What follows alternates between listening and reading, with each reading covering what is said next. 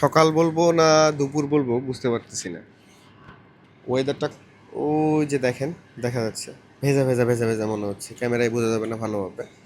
আমি চোখ দিয়ে দেখতে পারতেছি কেমন জানি। এখন কিছুক্ষণ পরে আজান দিবে 12। মানুষের কর্মব্যস্ততা একটু হালকা। এখানে নতুন একটা বিল্ডিং হচ্ছে। আমার যে সুন্দর দাঁড়িয়ে থেকে কথা বলার কারণটাই হচ্ছে এটা, যে আমি মাঝে মধ্যে এই জানলার এখানে দাঁড়াতাম আর পুরাটাই চোখের সামনে ফাঁকা দেখতাম। ঢাকা শহরে এত বড় ফাঁকা পাওয়া মুশকিল, কর্পোরেট বিল্ডিংয়ে ভরা। আশেপাশে অনেক খোলা সবুজ, এই ধরনের জিনিসগুলো সবসময় পাওয়া যায় না। ঢাকা শহরে তো অনেক রেয়ার। আপনি মিলিয়নার হইতে হবে আপনাকে, অথবা আপনার নিজস্ব ফার্ম হাউস থাকতে হবে, আপনি নিজের মতো করে সাজায় রাখতে পারবেন। তাছাড়া এইরকম জিনিসপত্র পাওয়া চৌধুরী ভিলা নামে এটি প্রতিষ্ঠিত হবে।